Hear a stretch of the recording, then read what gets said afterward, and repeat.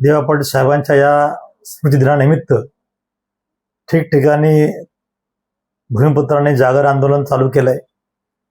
ठिकठिकाणी आरोग्य शिबिर, वैद्यकीय शिबिर अशा प्रकारचे उपक्रम चालू केलेत.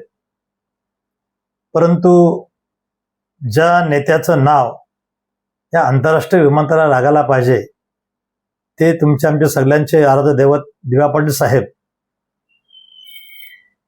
याच्यासाठी तुम्ही आम्ही काहीतरी करायला पाहिजे. खरं तर आमच्या रक्तावर दिवा पाटलांचाच अधिकार आहे. आम्ही जे आज प्रस्थ निर्माण केलेलं आहे प्रकल्पग्रस्तांचं, कोट्यवधी रुपयाचे आम्ही मालक आहोत. जे आम्ही खातोय जगतोय त्यांच्यावर पूर्ण दिवा पाटलांचा अधिकार आहे आणि त्या रक्ताचा भाग म्हणून आम्ही दिवा पाटील साहेबांसाठी एक रक्तातला स्वतःच्या रक्ताने आदरणीय नरेंद्र मोदी साहेबांना पत्रव्यवहार करावा असं मला वाटलं. त्याची प्रेरणा अशी झाली की रायरेश्वराच्या चरणी छत्रपती शिवरायांनी स्वराज्यासाठी रक्ताचा अभिषेक दिला होता. छत्रपती शिवराय तर खूप मोठे होते, त्यांचं अनुकरण करण्याची माझी काही तितकी लायकी नाहीये, पण काही का होईना त्यांनी राज्यापेक्षा स्वराज्यासाठी त्यांनी जर रक्ताचा अभिषेक दिला असेल तर मी माझ्या दिवांसाठी थोडंसं रक्त काढून जर पंतप्रधानांना आम्ही दिलं तर मला वाटतं पंतप्रधानाच्या मनामधली जर काय भावना चेतावली. मध्यंतरी पंतप्रधान साहेब ह्या विमानतळाला 2 वेळेला आले होते. एकदा ते भूमिपूजनाला आले होते आणि एकदा उद्घाटन करायला आले होते. दोन्ही वेळेला त्यांनी दिबांच्या नावाची उद्घोषणा न करता प्रकल्पग्रस्तांच्या तोंडाला पाने पुसलीत. आणि आत्ता दिबांच्या नावाचं काय होईल असं सगळ्या ठिकाणी लोक संभ्रमावस्थेमध्ये आहेत. मुख्यमंत्री महोदयांना जो विषय मांडला की नवी मुंबई आंतरराष्ट्रीय विमानतळाला दिवा पाटलांचंच नाव लागेल, तर हे मुख्यमंत्री 4 वर्ष 5 वर्ष हेच बोलतायत. त्याचं इम्प्लिमेंटेशन कधी होणार आहे? ते सांगतात की आम्ही हा प्रस्ताव कॅबिनेटमध्ये पाठवलाय. कॅबिनेटमध्ये काय बिरबलाची खिचडी तयार होते की काय? इतिहासामधली गोष्ट आहे, बिरबल खिचडी शिजत होता. ती खिचडी काय 8-10 तास अशीच चालली होती. तसं मला वाटतं येत आहे प्रस्ताव 8-10 महिने 2 वर्ष असंच चालू आहे. कॅबिनेटमध्ये रोज वेगवेगळ्या प्रकारच्या उपक्रमासाठी ठराव पास केले जातात, मंजुरी होते. मग माझ्या नेत्याच्या ठरावाला हा विरोध का किंवा तो गुलदस्त्यामध्ये का, हा आम्हाला प्रश्न पडलाय. आणि ज्यावेळी याने असं म्हटलं मुख्यमंत्र्यांनी की आम्ही याच्यामध्ये कॅबिनेटमध्ये ठराव चालू आहे, आमचं काम होईल, तर पाठीमागे मुरुंडचे आमदार महेश बालदी साहेब यांनी टाळ्या वाजवल्या.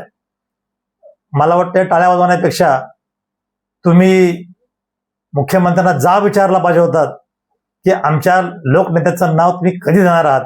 टाळ्या का कोणी वाजवेल? तुमचा नेता बोलतो आणि तुम्ही टाळ्या वाजवणार, ही शर्मेची गोष्ट आहे. कोण म्हणतो की मी राजीनामा देईन, कोण म्हणतो मी दिवांचं नाव जाळून घेईन. तर अशा प्रकारे कोणी जाळून वगैरे घेऊ नये, राजीनामा पण देऊ नये.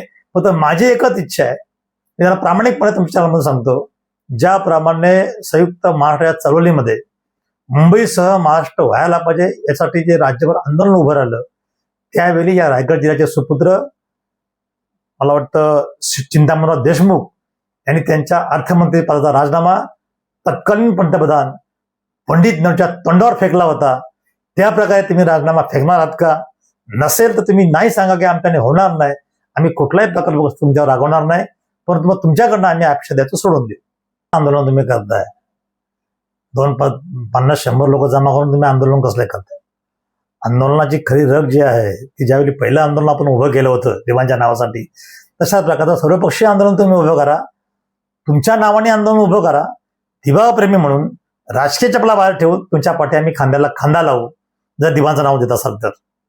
आज स्वतःचं रक्त काढून तुम्ही ही प्रकल्पग्रस्तांच्या मनामध्ये खदखदलेली भावना आहेत. हा ज्वालामुखी सुप्त आहे, तो कधी भडकेल काय उठेल माहिती नाही, पण ज्या दिवशी भडकेल त्यावेळी इथलं विमानतळ सुद्धा खाक होईल इतकी ताकद इथल्या स्थानिक प्रकल्पग्रस्तांमध्ये, इथल्या आगरी कोळी काडी समाजामध्ये आहे. मला वाटतं ह्या निमित्तानं आपल्या चॅनलच्या माध्यमातून सर्व प्रकल्पग्रस्तांना, सर्व पक्षाच्या प्रकल्पग्रस्तांना माझी विनंती आहे की कृपया दिवांच्या नावासाठी कुठलंही राजकारण करू नका. दिबांचं नाव कशा प्रकारे लोकांना देता येईल यासाठी प्रयत्न करा, एवढंच मी सांगेन.